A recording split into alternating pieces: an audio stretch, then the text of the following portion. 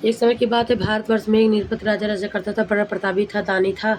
वह नित्य प्रतिदिन मंदिर में दर्शन करने के लिए जाता था। ब्राह्मण और गुरु की सेवा करता था। उसके दरवाजे पर कोई भी निराश होकर नहीं लौटता था। वह प्रत्येक गुरुवार को भी व्रत एवं रक्त पूजन भी करता था और हर समय गरीबों को सहायता करता था। परंतु उसको बात अच्छी नहीं रहती थी। वो ना तो करती थी, ना तो किसी को दमड़ी को दान देती थी। राजा से भी मना किया करती थी। वह समय की बात है कि राजा तो शिकार खेलने के लिए गए हुए थे, तो घर पर रानी दासी थी। एक समय के गुरुदेव बृहस्पति देव ने एक साधु का रूप धारण कर राजा दरबार पर भिक्षा मांगी गए, तो तथा भिक्षा मांगी तो रानी कहने लगी, हे साधु महाराज, मैं इस दान और पुण्य के तंग आ गई हूँ। मेरे लिए घर का ही कार्य समाप्त नहीं होता है, कार्य के लिए तो मेरे पति देव ही बहुत है। आप एक प्रकार कृपा करो मैं कि वह सब धन नष्ट हो जाता है, मैं आराम से रह सकूं।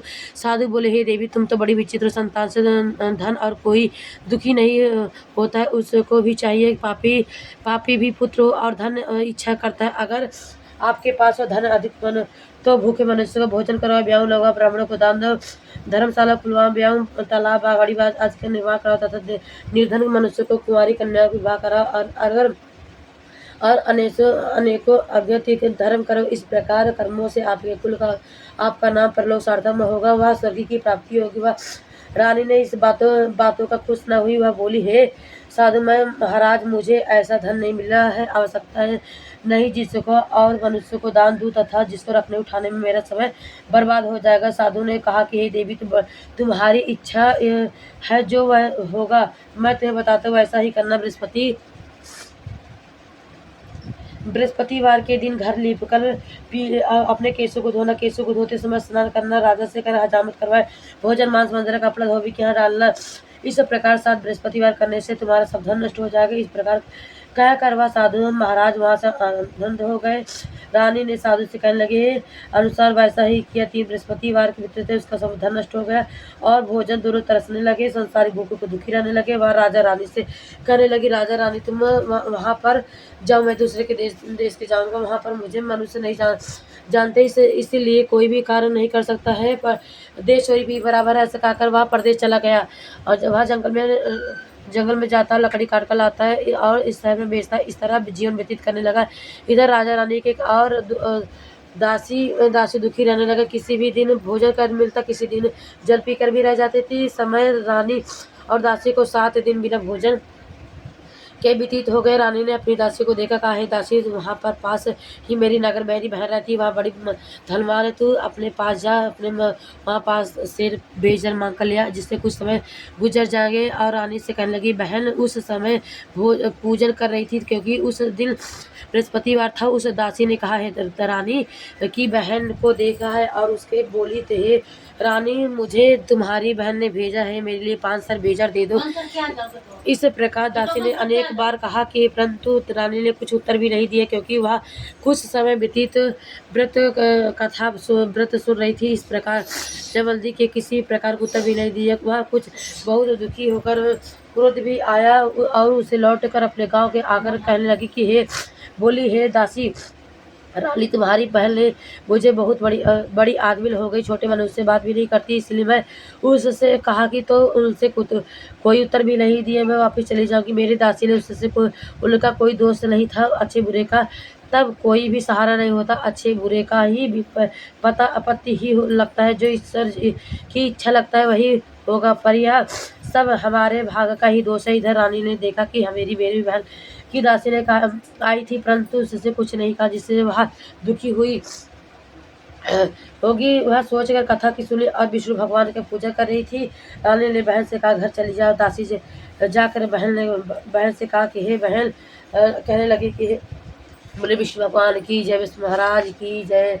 बहन ने बृहस्पतिवार का व्रत कर रही थी, तो रानी तुम्हारी दासी ने आई थी। जब तक कथा होती ना तब तक न बोलते न उठते हैं, इसीलिए मैं न बोली। कहो मैं दासी क्यों गई थी? दासी ने बोली, हे बहन, हमारे यहाँ आज भी नहीं था, मैं वापिस चली जाऊंगी। मैं आपसे कोई बात तो छिपी नहीं, इस कारण मैंने दासी को तुम्हारी पास से 5 सर बेजर देने के लिए भेजा था। दासी ने बोली, हे बहन, देखो बृहस्पतिवार को भगवान मनोकामना पूर्ण करते, देखो शायद तुम्हारे घर में अनाज रखा हो, इसीलिए प्रकार का वचन सुनकर दासी ने सुना तो घर की अंदर गई और वहाँ उसे एक घड़ा बेजन भरा मिला। तो तब वह रानी ने बंदी से कहा कि बहुत खुशी हुई और बधाई।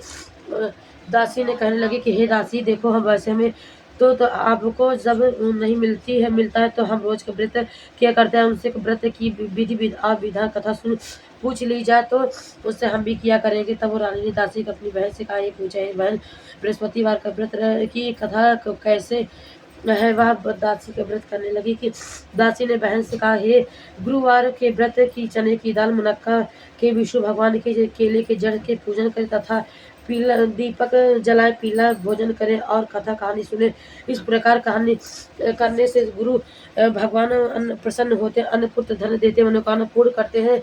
इस प्रकार रानी और दासी दोनों निश्चय किया कि हे बृहस्पतिवार भगवान का पूजन कर जरूर सुने। रात के 7 दिन बृहस्पतिवार आया तो उन्होंने व्रत रखा और गुड़साल में जाकर चना गुड़ बीन लाई और उनकी दाल निकाली, केले के जड़ से तथा पोए विष्णु भगवान का पूजन किया। तथा अब भोजन पीला कहाँ से आए। बेचारी बड़ी दुखी हुई, परंतु उन्होंने व्रत किया था कि इस कारण गुरु भगवान प्रसन्न होते। 2 थालों में सुंदर पीला भोजन लेकर आए हैं और दासी ने को लेकर बोले, हे दासी, यहाँ तुम्हारे और दासी ने के लिए भोजन दे गए हैं। दासी ने कहा, राणा दोनों करना। दासी भोजन पाकर बड़ी प्रसन्न हुई और दासी ने बोली, हे चलो।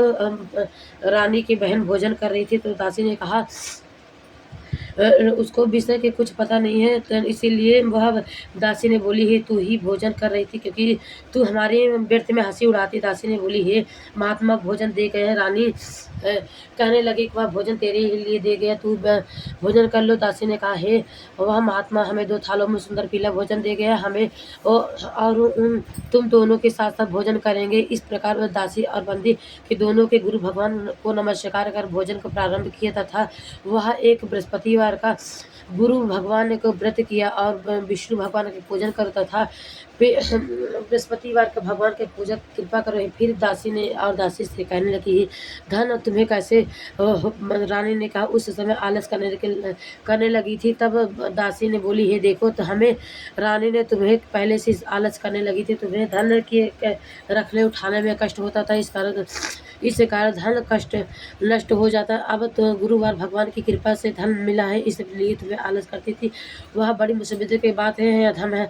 धन पाया है इसीलिए तुम दान दो, पूर्ण करना चाहिए तथा भूख मनुष्य को दान दे, ब्याह लोग ब्राह्मणों को दान दो, कुंवारी कन्या को ब्राह्मण को दान दो, तालाब बावड़ी आदि का निर्माण कराओ, मंदिर पाठशाला बनवाओ दो, तो कुंवारी कन्या को विवाह कराओ, धन को शुभ कार्यों में खर्च करो, इससे तुम्हें कुल का यश बढ़ेगा तथा स्वर्ग की प्राप्ति होगी, प्रसन्न होगे। रानी ने दासी इस प्रकार कर्म करने का प्रारंभ किया तो काफी यश फैलने लगा कि एक दिन रानी ने और दासी से विचार करने लगी, न जाने राजा किस प्रकार के होंगे, उनकी कोई भी खबर नहीं सुनी। गुरु भगवान के उन्होंने प्रार्थना स्वीकार किया कि भगवान की रात्रि को राजा को स्वप्न में कहा, राजा उठ, तेरी रानी तुझको याद कर रही है, अपने देश हो चलो। अपने राजा प्रातःकाल उठा, भगवान विचार करने लगे, रात्रि की जाति खाने के पहनने की संगनी होती। भगवान आज्ञा मानकर वह अपने नगर के लिए चलने को तैयार हो गया। जिससे पूर्व जब राजा के प्रदेश चला गया तो रानी ने प्रदेश में दुखी रहने लगी कि हे प्रतिदिन जंगल में जाकर लकड़ी काट कर लाता और शहर में बेचता। इस तरह दुखी जीवन व्यतीत करने लगा, कठिन सा व्यतीत करने लगा। इसी दिन राजा दुखी होकर अपनी पुरानी बातों को याद करके रोने लगे। तब वह जंगल में बड़े विष्णु भगवान की जय, विष्णु महाराज की जय। बृहस्पति देव ने एक साधु का रूप धारण कर दरवाजे पर आ रहे थे। राजा ने पास आकर बोले, हे लकड़हारे, तुम इस सुनसान जंगल में किस चिंता में बैठे हो, तो तुझको बताइए यह सुनसान जंगल में किस जल भर कर आया। साधु ने बंदना की बोले, हे प्रभु, सब कुछ जानने की तरह कहकर साधु ने अपनी संपूर्ण कहानी सुन बतला कर दी। महात्मा दयालु होते हैं, जिससे बोले, हे राजा, सब तुम्हारी ये स्त्री ने बृहस्पति का देव के अपराध किया है, इस कारण तुम्हारी ये दशा हुई। अब तुम किसी बात का किसी प्रकार की चिंता मत करो, भगवान की तुम्हें पहले से अधिक धनवान करेंगे। देखो, तुम्हारी स्त्री ने भी गुरु भगवान का व्रत प्रारंभ किया तो और तुम मेरा कहा मानकर स्त्री बृहस्पतिवार को व्रत करने चना दाल गुड़ जल लोटे में डालकर केले का पूजन करो तथा कथा सुनो कहो सुनो भगवान की सब मनोकामना पूर्ण करते हैं तथा साधु को प्रसन्न होने का राजा को बोले, हे प्रभु मुझे लकड़ी बेचकर इतना पैसा नहीं मिलता जिससे भोजन करने के अपराध बचा सकूं। मैंने रात्रि के राजा को स्वप्न में बिल्कुल देखा कि मेरे पास कुछ भी नहीं है जिससे उसकी खबर मंगा सकूं। रानी ने फिर एक कौन सी कहानी कहा कि यह मुझे कुछ भी मालूम नहीं था। साधु ने कहा, हे राजा मुझे तुम्हें किसी बात का चिंता मत कर। बृहस्पतिवार के दिन को तुम रोजाना की तरह लकड़ियां लेकर शहर में जाओ, तुम ही रोज का दुना धन प्राप्त होगा जिससे तुम्हें भली भांति से बृहस्पति का रोज का व्रत भी आ जाएगा। बृहस्पतिवार के दिन प्रकार से है। विष्णु भगवान की जय, महाराज की जय। दूसरा अध्याय। प्राचीन काल में एक ब्राह्मण रहता था, वह बहुत मान्यता के साथ रहती थी। उसके कहा उसके भी सनातन नहीं था। उसकी भी कोई स्त्री बहुत मान्यता के साथ रहती थी। वह स्नान करती थी, किसी देवता का पूजन भी नहीं करती थी। प्रातःकाल उठते सर्वप्रथम भोजन करती थी, बाद में कोई अन्य काम करती थी। उससे ब्राह्मण देवता बड़े दुखी रहते थे बेचारे। बहुत कुछ कहते थे कि उसका कोई परिणाम न निकलता। भगवान की कृपा से बहुत ब्राह्मण देवता स्त्री की कन्या रूपी रत्न पैदा हुई। अब कन्या बड़ी होने अपने पिता को घर गई, बड़ी होने लगी। वह बालिका प्रातःकाल स्नान करके विष्णु भगवान का जाप करने लगी। बृहस्पतिवार को व्रत की करने लगी कि वह भोजन के समाप्त होने के स्कूल जाती थी और मुट्ठी भर जब भर के ले जाती थी। पाठशाला मार्ग डालती थी, तब जो सरल हो जाता था मिलकर घर ले आती थी। एक दिन बालिका उन सोने को जो साफ कर रही थी, साफ कर रही थी, उसकी पिता ने देख लिया तो और कहा कि हे बेटी, सोने को जो साफ करने के लिए सोने का सूप होना चाहिए। दूसरे दिन गुरुवार था। इस कन्या के व्रत रखा और बृहस्पति और देव प्रार्थना कर स्वीकार कहा, हे प्रभु मैंने आप की पूजा सच्ची में सकी हो तो मेरे लिए सोने का सूप दे दो।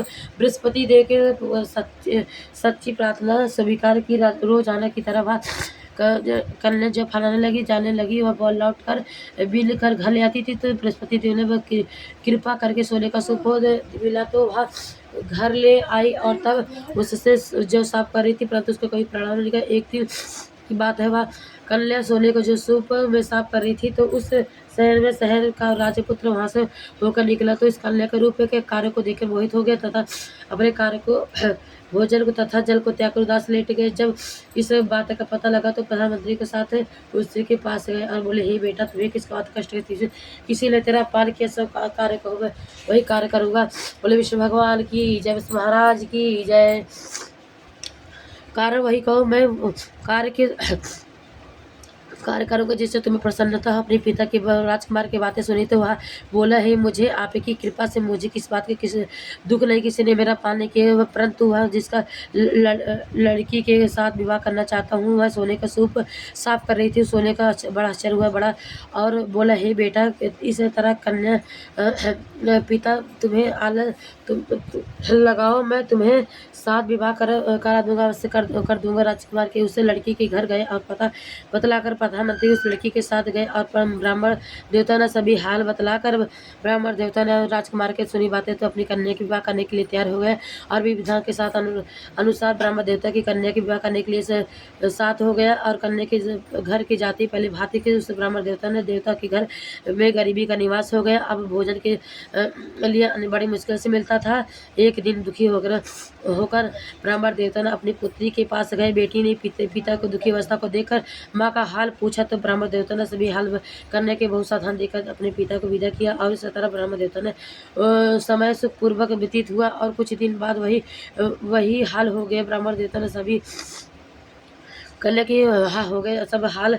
वह लड़की बोली, पिताजी मैं माता जी के यहाँ ले आई उससे बताता हूँ तो जिससे तो गरीबी दूर हो जाएगी। वह ब्राह्मण देवता ने अपनी स्त्री के साथ लेकर पहुँचे तो पुत्री अपनी माँ का समझाने लगी, हे माँ प्रातःकाल उठकर स्नान करके प्रथम स्नान करके विष्णु भगवान का पूजन करो तथा सब दरिद्रता दूर हो जाएगी। परंतु उसकी कोई माँ का एक भी बात नहीं मानी। प्रातःकाल उठकर बच्चों को जूठन खा लेती थी। एक दिन भी पुत्री को बहुत गुस्सा आया तो एक रात में कोठरी में सभी सामान निकाल दिया, उसमें माँ का बंद कर दिया और प्रातःकाल उसमें निकाला हुआ स्नान आदि कराकर पाठशाला में करवा दिया। माँ का बुद्धि ठीक हो गई।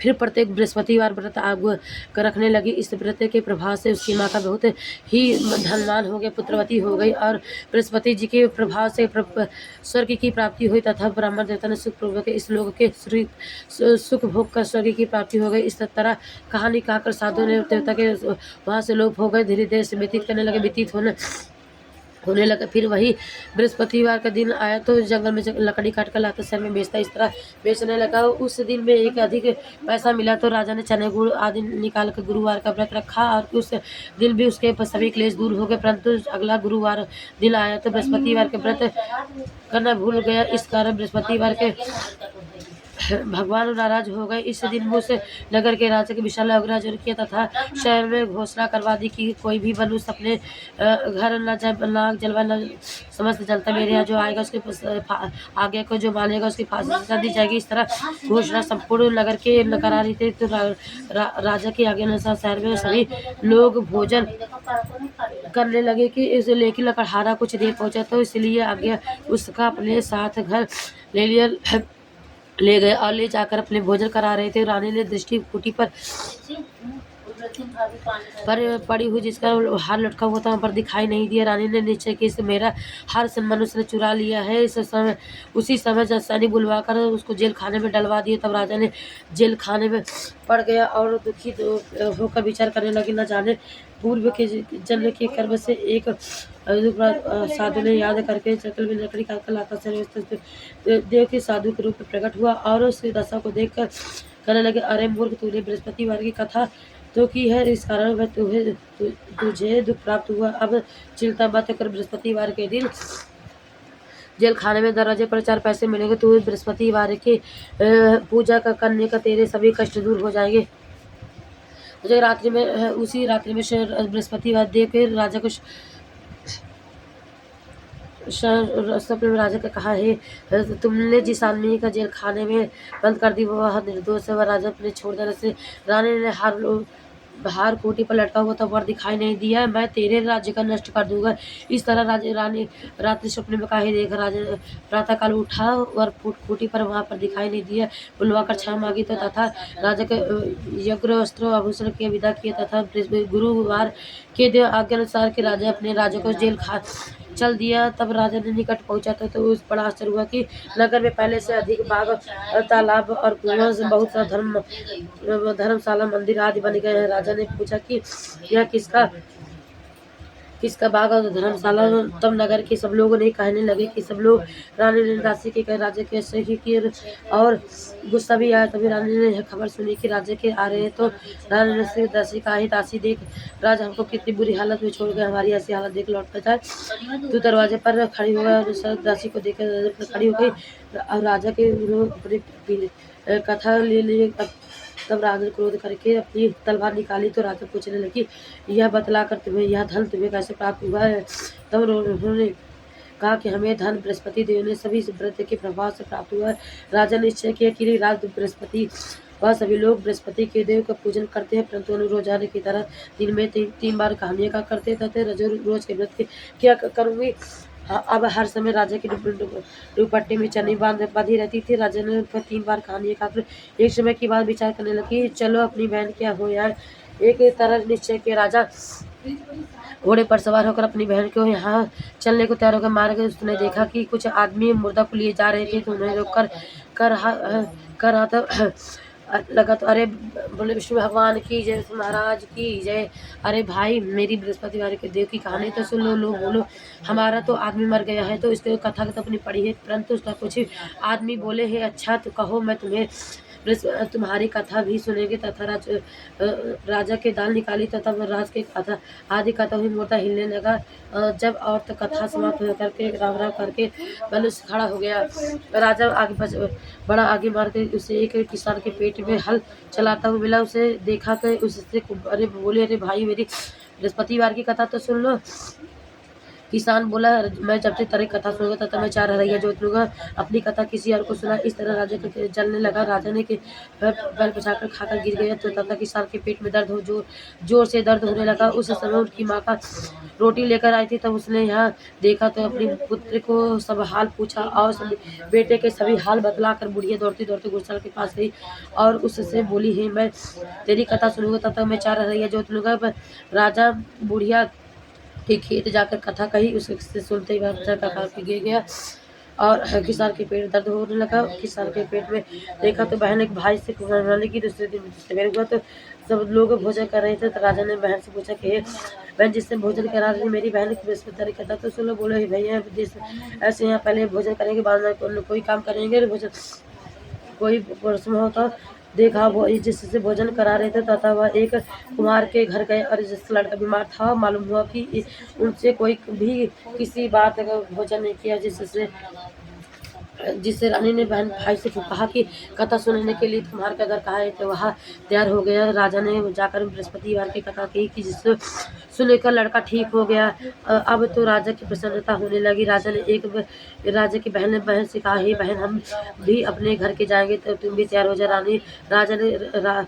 राजा की बहन अपनी सास से कहा, सास मैं भी बोली कि हाँ मैं चली जा, परंतु अपनी लड़की को मत ले जाना क्योंकि तेरे भाई के कोई औलाद नहीं है। तो मैं तो चलूंगी, कोई बालक नहीं चलेगा। राजा ने बोला कि हे जब कोई बालक नहीं चलेगा तब तुम क्या करोगे। चल के बड़े दुखी मन से राजा अपने नगर के लौट गया। राजा ने की बहन रानी से कहा, हे निर्वंशी राजा हमारा मुँह देखने का धर्म नहीं है, हम कुछ भी आदि नहीं किया करेंगे। बोली कि हे प्रभु बृहस्पति देव ने हमें सब कुछ दिया है, तुम्हें अवश्य औलाद की रात में बृहस्पति देव ने सब राजा के स्वप्न में कहे राजा उठ सभी सोच को त्याग से रानी गर्भ से राजा को यह बात सुनकर बड़ी खुशी हुई। न मन को सुंदर पुत्र पैदा हुआ। बिना कहे रह सकती, बिना कहे नहीं सक सकती। मेरी बहन आवे तो तुझसे कुछ मत कहे। रानी ने सुनकर हाँ कह दिया। तब राजा की बहन अब शुभ समाचार सुना तो वह बधाई लेकर आई, खुश हुई और लेकर बधाई भाई से कहा कि भाई तभी रानी ने कहा कि घोड़ा चढ़कर आए गधा चढ़कर नहीं है। राजा से बहन बोली भाभी मैं इस प्रकार नहीं कहती, तुम्हें औलाद कैसे मिलते। बृहस्पति देव ने ऐसे ही होते जिसके मन की मनोकामना भी सभी को पूर्ण करते। सद्भावना पूर्ण बृहस्पतिवार का व्रत कथा योग कथा पढ़ता है, सुनाता है और दूसरे को सुनाता है। बृहस्पतिवार को उनकी सभी मनोकामना पूर्ण करते हैं।